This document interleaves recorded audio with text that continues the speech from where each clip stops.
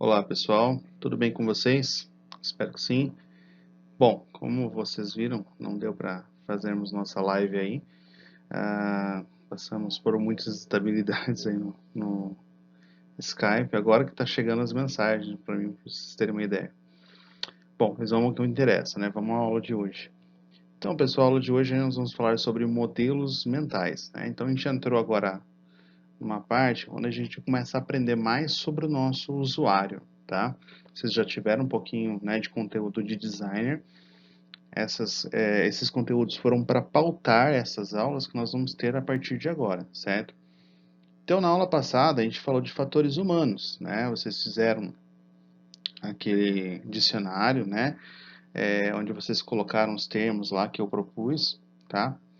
E deixa eu só desativar um pouquinho o áudio aqui.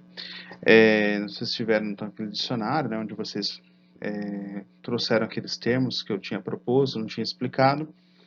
Entre alguns, né, a lei de Fitts, o efeito Doppler, entre outros, tá? Então, gostei pra caramba da atividade de vocês lá, né? Vocês colocaram bastante conteúdo, tá? Poderíamos ter colocado ainda mais, né? Mas eu acho que ficou bacana.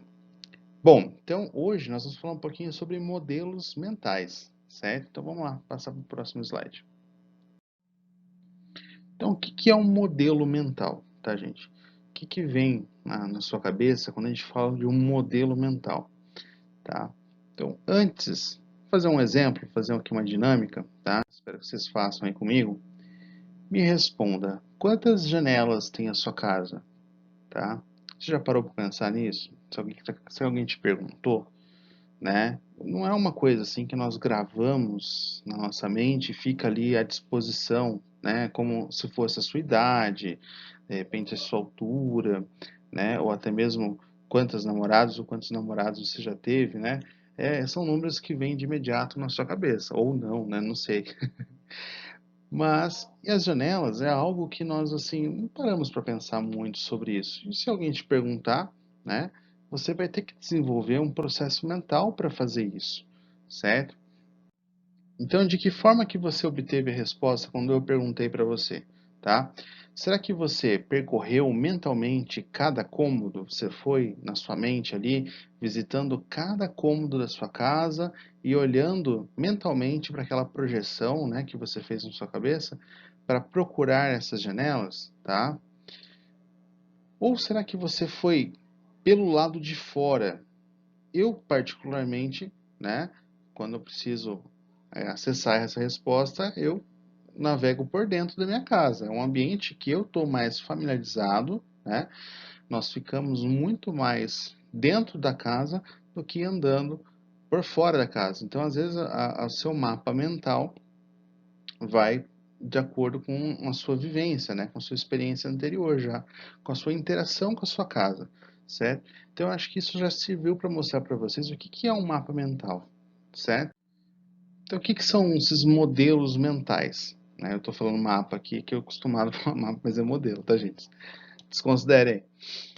Modelos mentais são acionados quando nos é requerido fazer inferências ou previsão a respeito de um determinado assunto, tá? Então, se alguém perguntar para você assim, por exemplo, como é que tira o fundo de uma foto, né, no Photoshop? Então, se você já tem essa vivência, você já tem essa experiência com o Photoshop, você vai refazer mentalmente, né, os passos e aí você vai perguntando para essa pessoa, mas que tipo de imagem que é? Ela tem um fundo que é inteiro de uma cor ou ela tem um fundo que é totalmente variado. Então você consegue na sua mente rodar, né, um simulador, digamos assim, virtual, e ali dentro você vai jogando essas hipóteses, tá?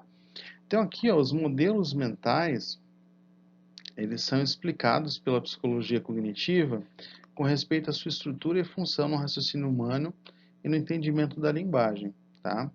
Então, a psicologia cognitiva ela já vem estudando isso há muito tempo, né, para entender como é que um ser humano ele forma um modelo mental de algo, né, seja de um equipamento, seja de um serviço, seja do entendimento de um novo assunto. tá? Como que ele é feito isso dentro da cabeça de uma pessoa? Então, alguns autores sugerem o seguinte, né? Stagers e Norcio, do livro que eles escreveram em 93, tá? Depois eu vou deixar disponível o link, que eu acabei esquecendo de colocar no slide para vocês. Eles acreditam que os objetos dos modelos mentais são relacionados às entidades perceptuais, ou seja, aquilo que você percebeu do objeto, né, em que você tem ali, né, já gravado em sua mente. Já o Norman considera o modelo mental como uma representação dinâmica sobre qualquer sistema ou objeto e que evolui naturalmente na mente de um sujeito, certo? Então pode ser que a primeira vez que você fez alguma coisa nova, né, você foi seguindo instruções de alguém ou você foi na tentativa e erro e de repente na primeira vez pareceu tão difícil, né, e agora você de repente faz aquilo com uma naturalidade incrível.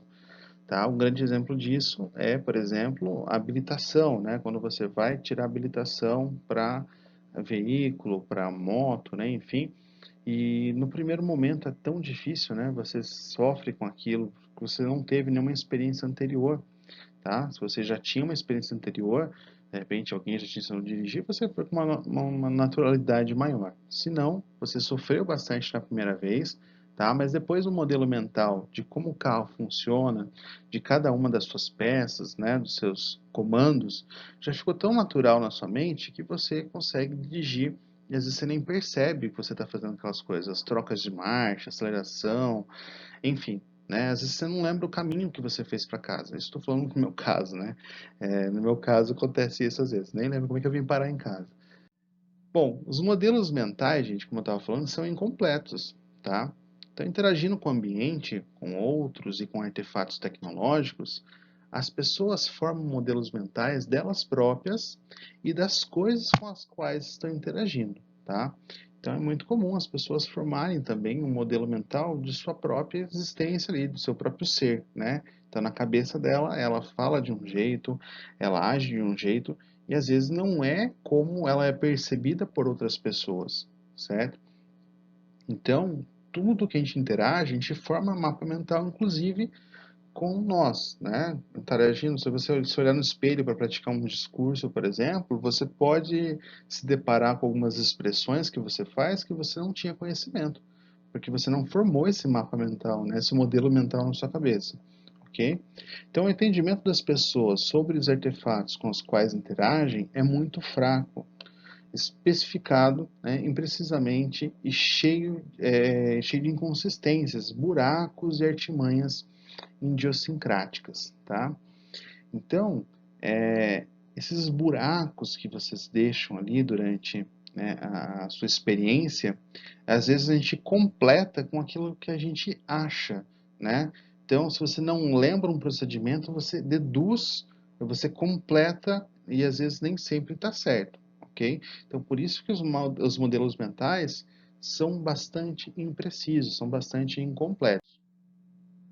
Vamos fazer um outro exercício mental para ver se você está nesse caminho, se você tem ali uma experiência legal com seus modelos mentais de algumas coisas ou se não, se ele é falho. Sem olhar para o seu celular, hein? Sem olhar para o seu celular agora. Pense mentalmente. Qual é o processo requerido para que uma pessoa altere sua foto no perfil do WhatsApp? Será que você lembra de todos os passos? Se você tivesse agora sem o seu celular na mão e precisasse dar essa informação para uma pessoa, tá? Como é que sairia essa informação? Será que ela sairia técnica, né, cheia de conceitos técnicos?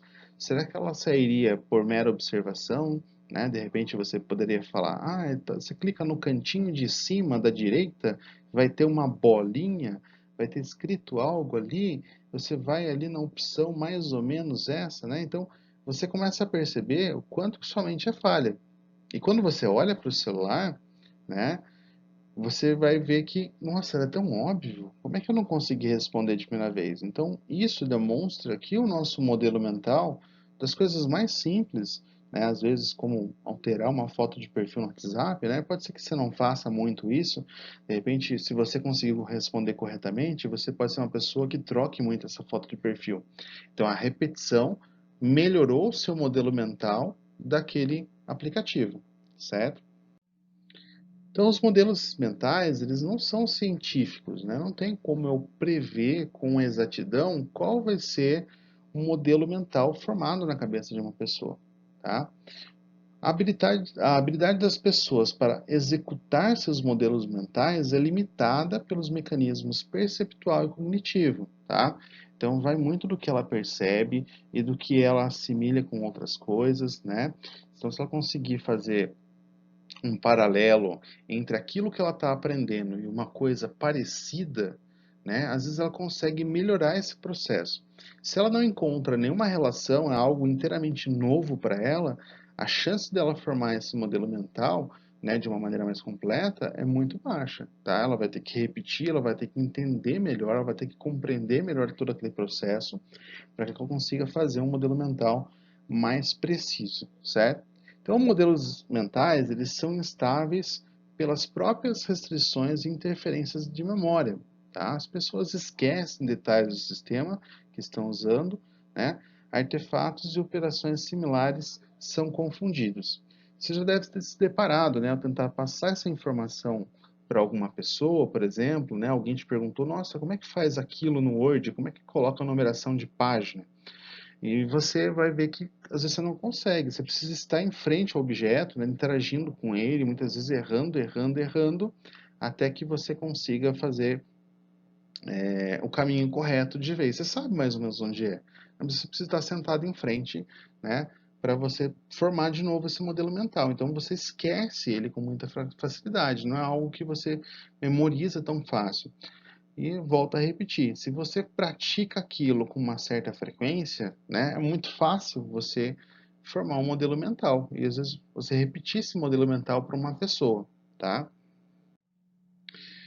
Vamos falar um pouquinho então sobre quais são esses tipos de modelos mentais que normalmente as pessoas formam quando interagem com um sistema, quando interagem com um aplicativo.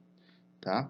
Então, esses usuários interagindo com qualquer artefato tecnológico, né, desde um dispositivo de internet das coisas, um celular, um computador, um notebook, enfim, um totem, né, de repente um caixa eletrônico, tá? Ela desenvolve dois tipos principais de modelos mentais. Primeiro, nós chamamos de modelo mental estrutural, tá? A abreviação é MME. E o segundo é o modelo mental funcional, certo? Então vamos a um exemplo. Suponhamos que você, né, precise andar ali de metrô, tá? Para começo de conversa, não é algo que nós temos muito em comum aqui nas cidades do interior, né? Quando nós vamos para a capital, quando nós vamos para uma cidade de porte maior, nós nos deparamos muitas vezes com o metrô, tá? E quando você precisa andar de metrô, você precisa formar muito bem esses dois mapas, né, que eu vou falar para você aqui, tá? Vamos pegar então o metrô de São Paulo, né? Um exemplo muito próximo de nós quando nós vamos lá para São Paulo, tá? Então você se depara muitas vezes com esse mapa aí. Você tem ali as linhas por cores, né? E aí cada ponto aonde ela vai parando, onde o metrô vai parando, e tem alguns pontos que é uma intersecção com a outra linha. Então você sabe que se você descer naquele ponto, você consegue pular para uma outra linha, tá? Então a primeira vez que você observa, você vai fazer o quê? Você vai procurar primeiro ver em que ponto você está e depois ver primeiro, em seguida, né, aliás, qual ponto que você deseja ir, certo? Então, tendo essas duas informações, onde estou e aonde quero chegar, você já começa a formar um modelo mental. O primeiro modelo mental, gente, ele provê uma estrutura, né? Então, para que o mapa provê, no caso, uma estrutura para que passageiros regulares aprendam a internalizar e usam para responder como ir de um ponto A para um ponto B, tá? Então, ou seja, um modelo estrutural, tá? Isso é um errinho ali de grafia, depois a gente corrige.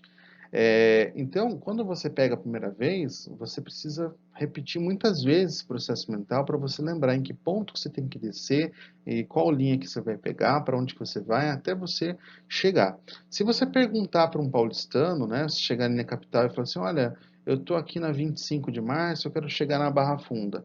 Ele de cabeça, ele tem um mapa e ele vai falar para você, olha, você vai pegar, você vai até tal lugar, você vai descer, você vai pegar a linha laranja, vai pegar a linha azul, você desce em outro lugar. putz, como é que ele tem, então, esse mapa na cabeça dele, né? Então, de tanto ele fazer esse uso, ele memorizou e ele consegue projetar essa viagem ali mentalmente, tá? E consegue te dar essa informação. O outro tipo de mapa, né? Então, o primeiro mapa foi o modelo estrutural. O outro tipo de mapa é o modelo funcional, certo? Ou seja, como é que funciona o metrô. E às vezes você não tem esse conhecimento, tá? Então, o que eu preciso conhecer primeiro? Eu devo saber aonde que eu compro o bilhete, aonde que eu passo o bilhete, né? Qual que é o guichê ali que eu tenho que passar, qual a escada que eu tenho que descer, em que nível que está. Então, toda a parte funcional do metrô, né? Então, o primeiro é estrutural, eu tenho a estrutura completa, e o segundo é o funcional, de como é que funcionam as partes do metrô, tá? Como é que eu vou ali na prática executar aquela viagem. Então, o modelo mental estrutural é assumido que o usuário internalizou na memória a estrutura de como o artefato funciona, tá? Então, vamos citar um exemplo que nós utilizamos na nossa aula aí, que está presente lá nos exercícios, que é a aprendizagem do Inkscape, certo? No primeiro momento, você entrou no Inkscape e você deu aquela famosa brincada, né?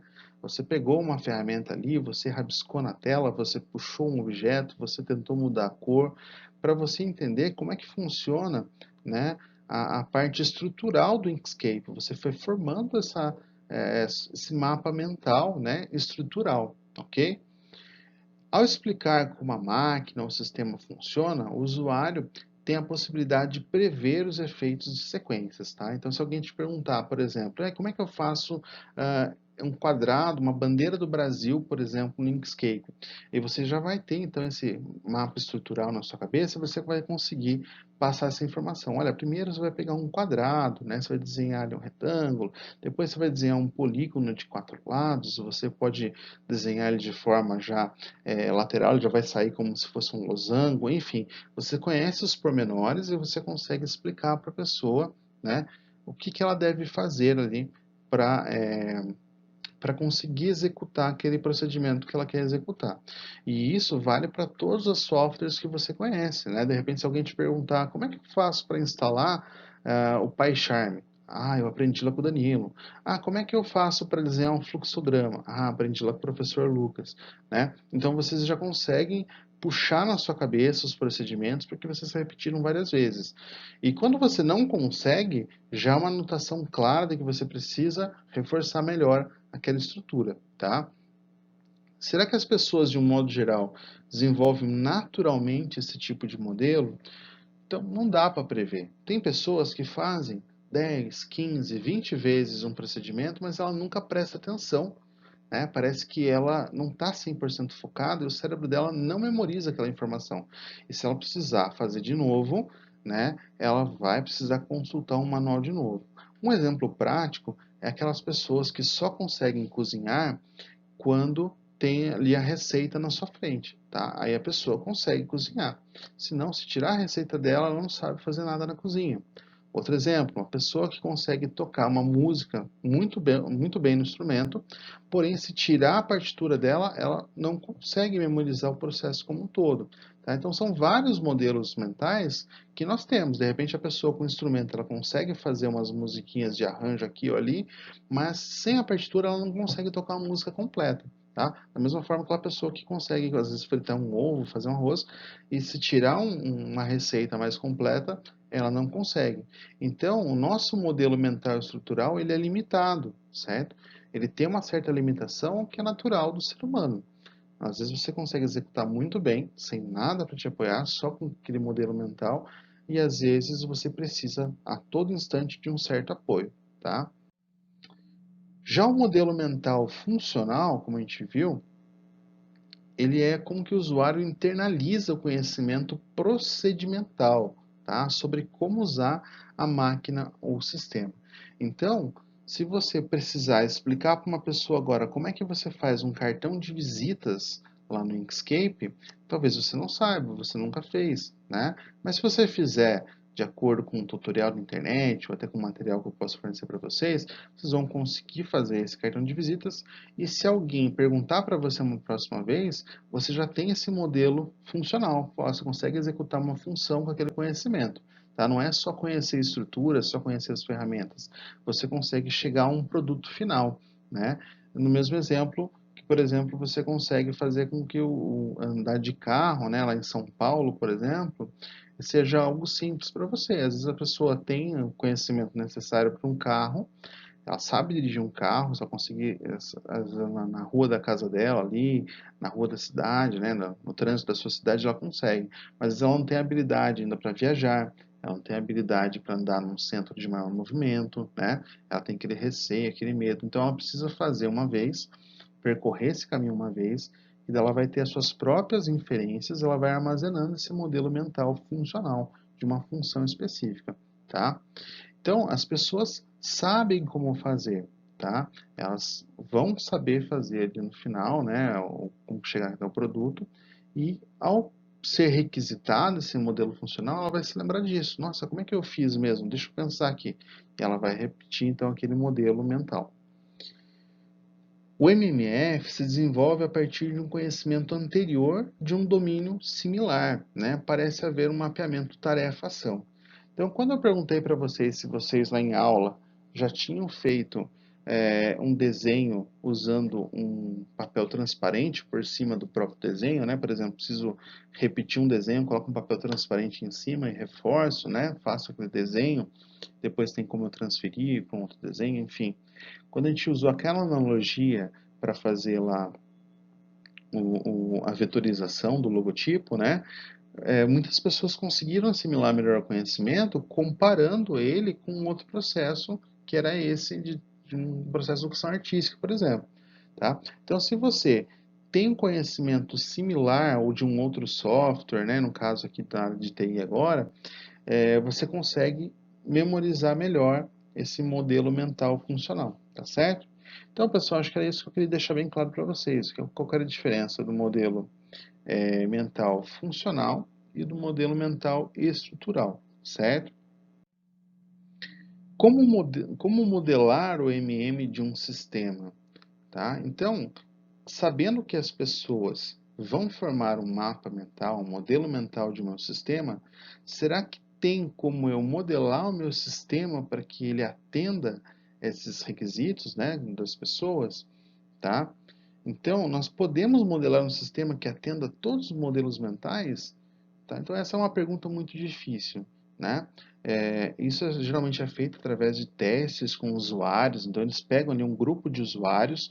Vamos supor que o seu público-alvo daquele sistema, né, usando como exercício aí, aliás, o exercício 2, no qual eu deixei lá um mensageiro instantâneo, vamos supor que o seu público-alvo seja jovens, né, como o Discord, por exemplo, que vocês citaram aí, né, no chat, que é um bate-papo ali, uma sala, né, mais voltado para o público gamer, público mais jovem um pouco. Então, como que é esse modelo mental que as pessoas fazem de um procedimento simples, por exemplo, de como enviar uma foto, certo? Como enviar ali, por exemplo, um anexo na conversa. Então, se você tem um software novo, você pode se apoiar nos modelos mentais que os outros softwares mais conhecidos, como por exemplo o WhatsApp, Telegram, já trazem. Tá? De repente, essa pessoa já tem esse conhecimento prévio de outros softwares, é muito fácil para ela encontrar no seu também. Se você faz o inverso e inventa um novo modelo, você vai ter certeza que ela vai se confundir nas primeiras vezes. Ela pode até aprender, né, depois de algum tempo, mas você vai ter aquele embate no começo com a pessoa de você tentar impor um modelo mental novo. Então, estava falando dos testes dos usuários, normalmente eles pegam usuários naquela faixa etária, né, que você tem ali como público-alvo, e aí são feitos testes, tá? E aí é proposto uma atividade, né, uma função para um usuário fazer num software totalmente novo para ele. Ele vai ter que olhar para a tela e vai tentar executar essa ação. Então, normalmente é pedido para que os usuários vão oralizando o que eles estão pensando. Ah, eu estou procurando por um botão de clips. Deixa eu ver se tem aqui. Ah, não encontrei. Ah, tem um botãozinho de seta. Será que esse aqui é o substituto do botão de clips? Então, à medida que os usuários vão fazendo essas funções, é pedido para que eles façam essa oralização, né?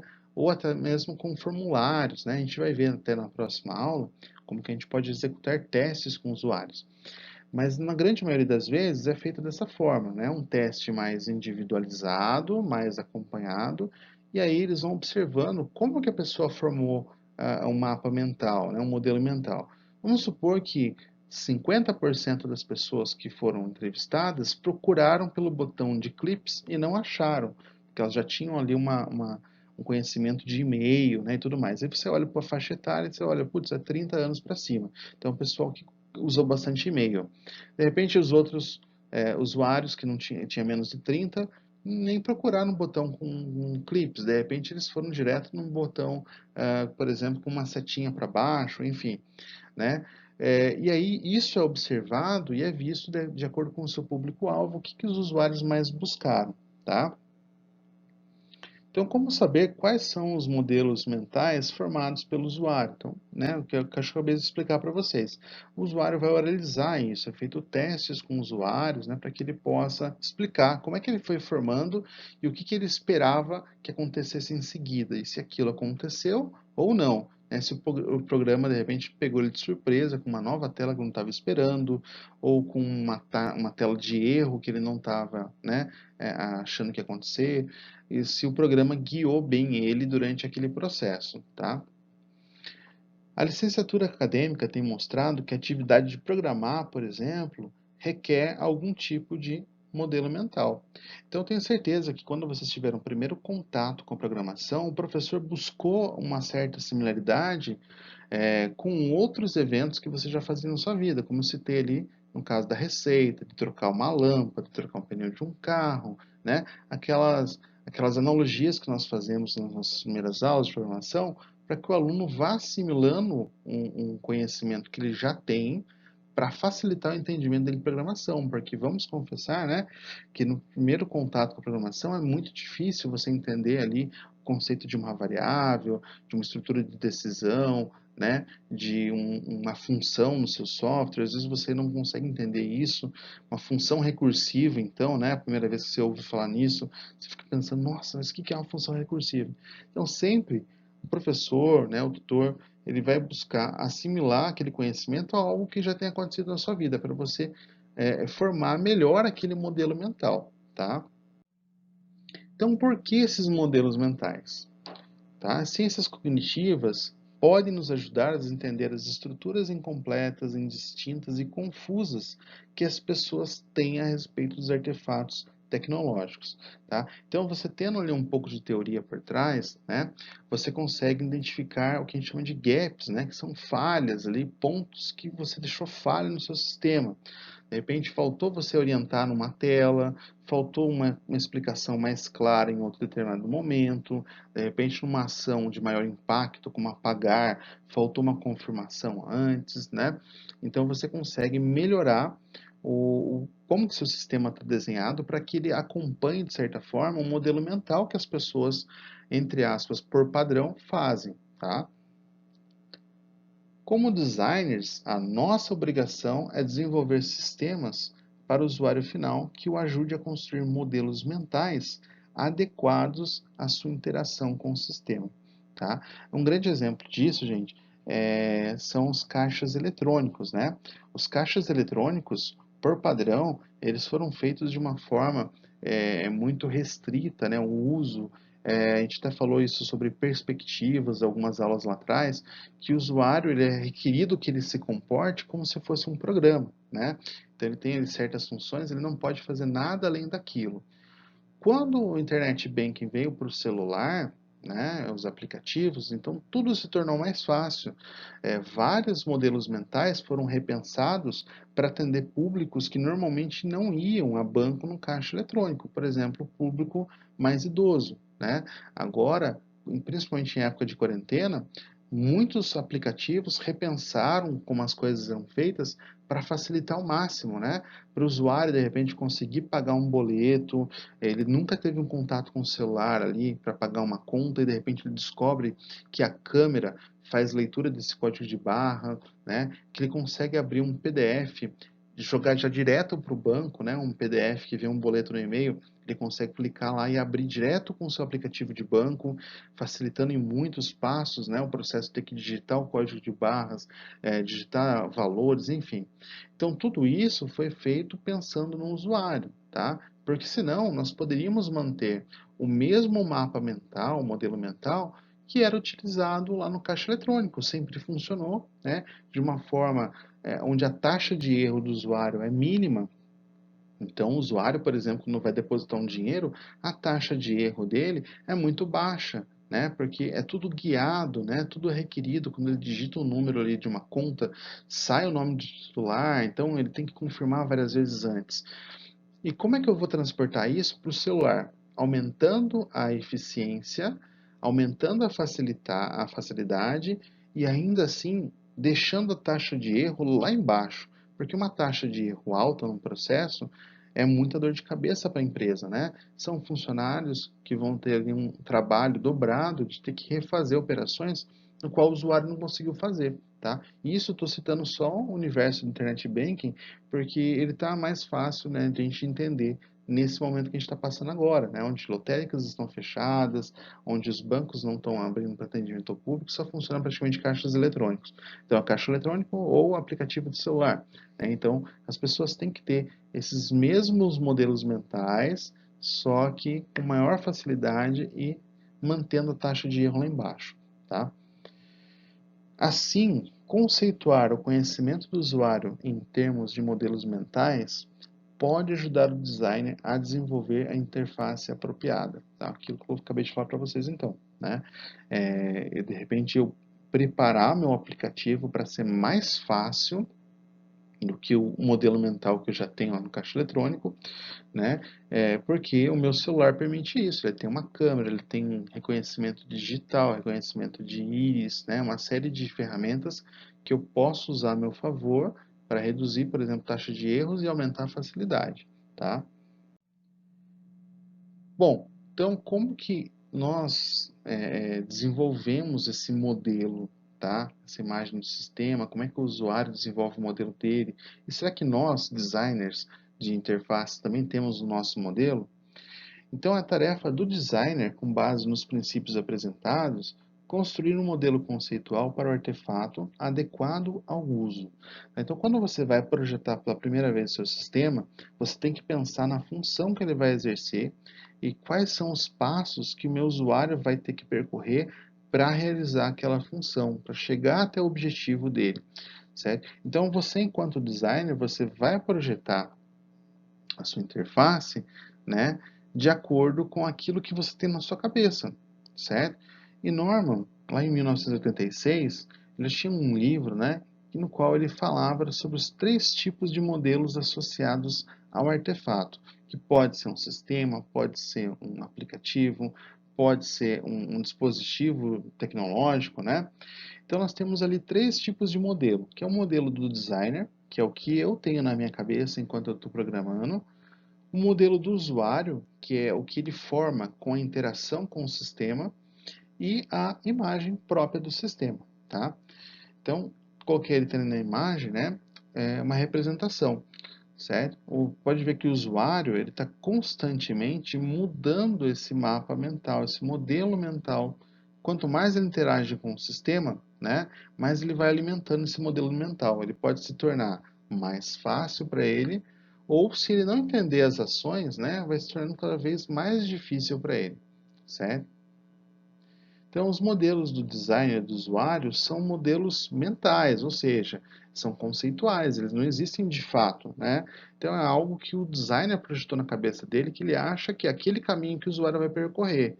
E o usuário tem um outro modelo. De repente, na cabeça dele, é um outro caminho que ele tem que percorrer para fazer aquela ação, tá? Então, na verdade, o ideal é que nós tenhamos modelos iguais, né? Seu modelo do designer seja o mais próximo possível do modelo do usuário, tá? Vamos falar um pouquinho sobre esses modelos. O modelo do design, então, é a conceituação que o designer tem em mente sobre o sistema, tá? O modelo do usuário é o que o usuário desenvolve para entender e explicar a operação do sistema. Então, pode ser diferente um pouquinho. De repente, o designer, como ele que projetou, ele sabe os atalhos, ele sabe o caminho mais rápido.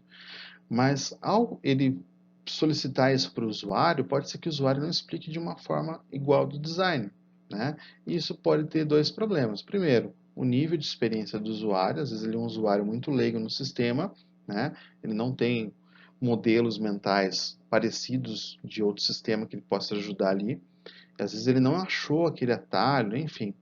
Ou então, realmente está muito difícil de entender aquele modelo do designer, né? E ficou bem escondida a ferramenta, não ficou muito adequada ao uso, né? E às vezes o usuário, mesmo sendo um usuário experiente, não formou o mesmo modelo mental do designer. Por quê? Porque o designer não conseguiu facilitar. Ele pensou de uma maneira muito complexa e o usuário não chegou a atingir o mesmo modelo que o designer. A aparência física, sua operação e a forma como responde, né, somado a todo tipo de manual, helpdesk, né, formam a imagem do sistema. Então, quando você vai fazer o seu software, tudo que você faz no seu software é a imagem do sistema. Então, às vezes uma operação, né, se você consegue identificar que é a primeira vez que o usuário está fazendo ela, você consegue deixar ela mais simples, você consegue, como a gente falou naquela aula passada, né, usar aquelas técnicas visuais para desfocar a imagem, deixar focado só na parte que é necessária que o usuário clique, de repente ter ali um guia, né, um guia ajudando ele para ele clicar, ele conseguiu fazer aquela primeira operação guiada e depois ele vai fazendo sozinho, né? Então, a maioria dos sistemas tem aquela primeira ajuda, né? Um vídeo ou uma orientação que identifica a primeira vez que está usando, isso aqui é uma ajuda, né? Inclusive os jogos têm muito isso, né? Os jogos são os que mais utilizam esse recurso. Eles querem que o usuário daquele jogo forme um modelo mental daquele jogo, né? E a primeira vez ele vai guiando o usuário. Garanto que vocês, quando se depararam com um jogo novo, vocês às vezes demoraram para descobrir como é que o jogo funcionava e gostaram do jogo. Outras pessoas que demoraram para descobrir como o jogo funcionava nem tiveram paciência para descobrir mais sobre aquilo e deixaram ele, né, em stand-by. Uma hora eu volto a jogar para ver se eu aprendo esse jogo, certo? Por exemplo, Angry Birds, né? Angry Birds quando foi lançado, nossa, era muito simples. Puxa o passarinho para trás e tenta acertar os alvos, né? Angry Birds, outro Flappy Bird, tudo com passarinho, né? Então esses jogos eram assim, questão de segundos, o usuário já conseguia entender qual que era o objetivo e como que ele tinha que fazer aquilo, né? E aí a jogabilidade não era mais problema para ele. Ele poderia jogar ali por horas, que ele já tinha aprendido, né? E aí o desafio que viria eram as fases, tá?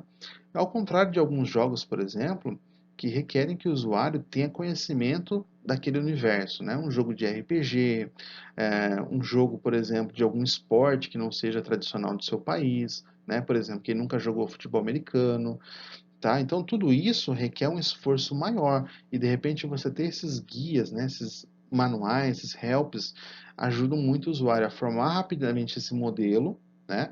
E ele gostar mais do seu produto do que um outro usuário que não formou esse modelo de uma forma muito clara, tá? Então, o designer ele deve assegurar que a imagem do sistema seja consistente com o seu modelo conceitual. Tá? Então, às vezes, o designer imagina uma coisa, mas não consegue passar isso, porque ele acaba pulando etapas, certo? Ele pulou etapas e acha que o usuário vai completar sozinho aquele espaço, e às vezes o usuário não completa.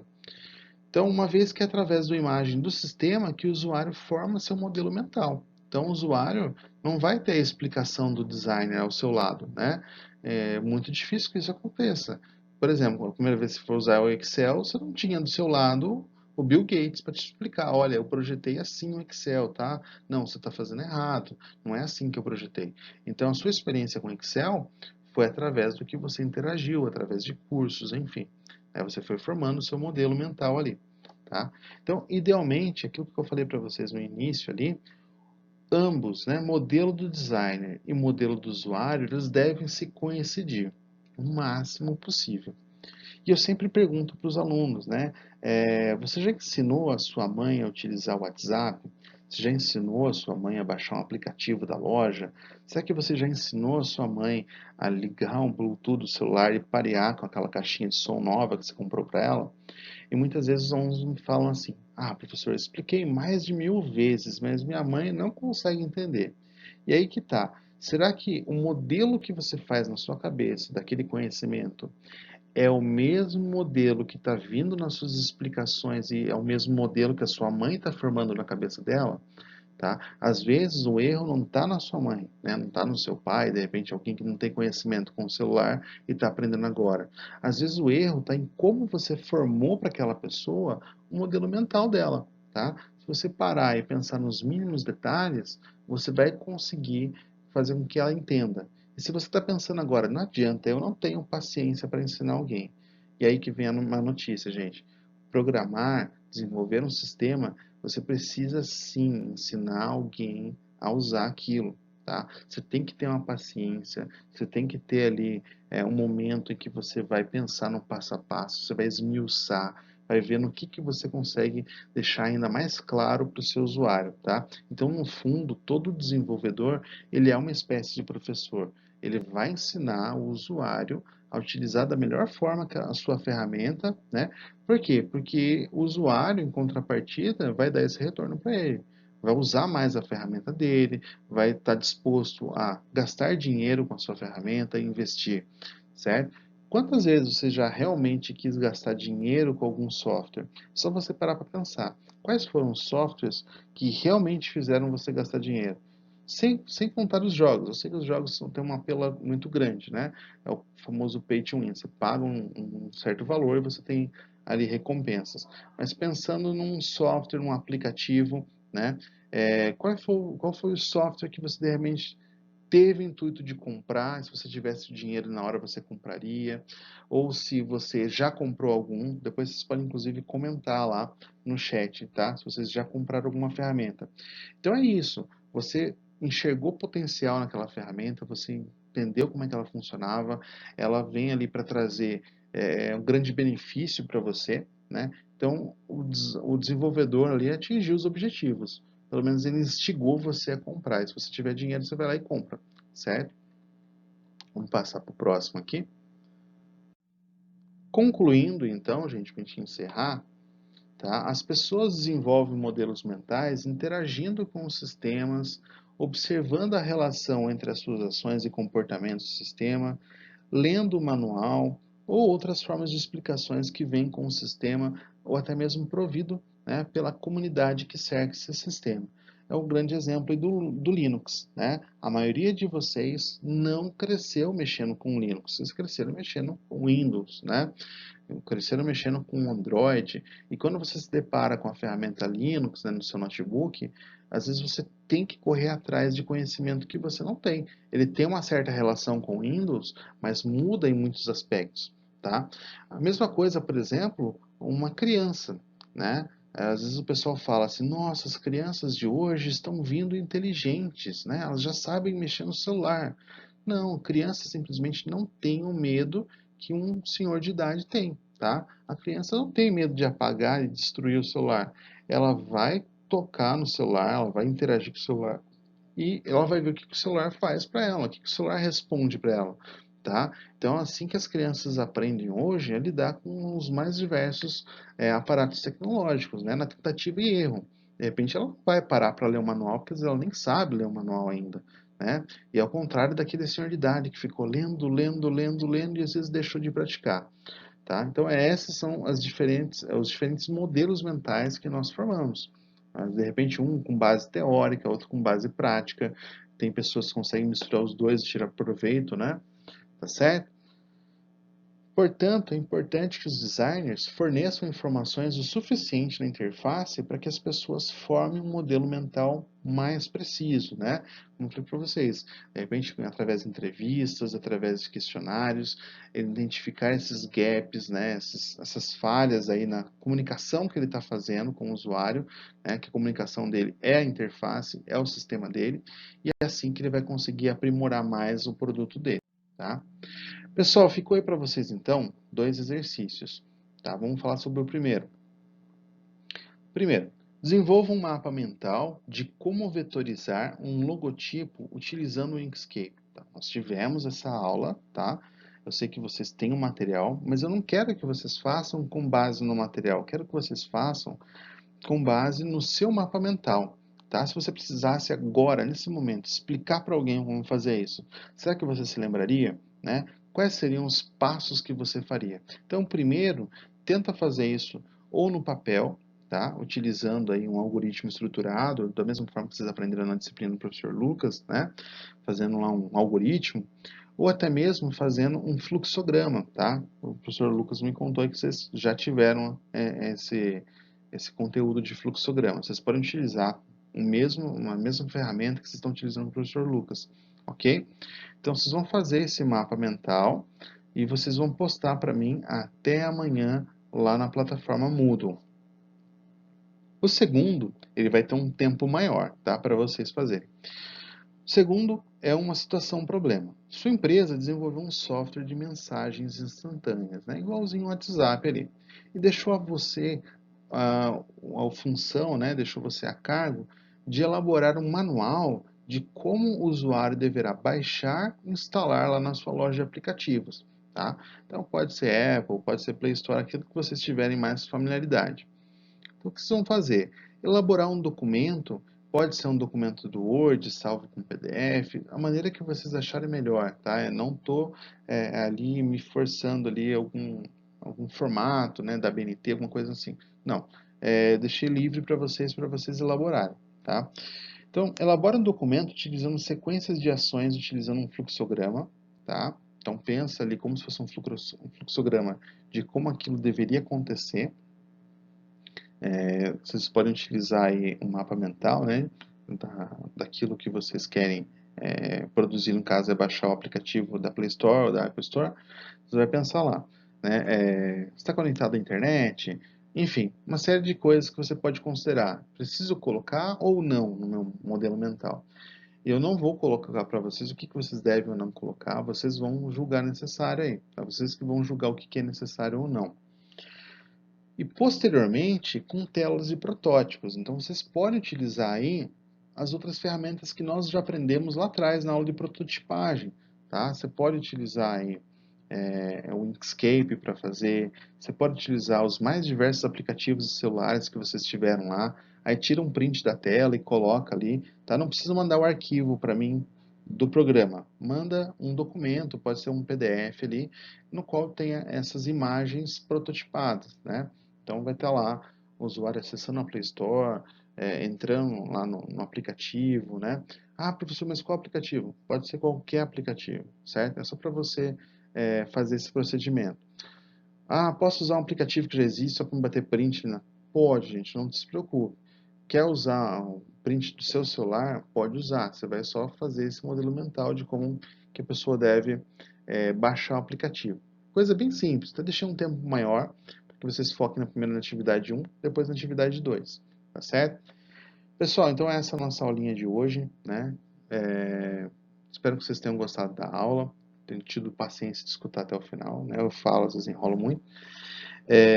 E espero que vocês aí consigam desenvolver os exercícios. Se precisarem de ajuda, estou disponível lá no WhatsApp. Não deixei fórum aberto dessa vez, tá? Mas pode usar o fórum ou o chat lá do WhatsApp mesmo, ou até mesmo do Skype, tá certo? Vou tentar postar essa aula hoje e compartilho o link com vocês. Qualquer dúvida, estou à disposição, tá? Até mais, pessoal.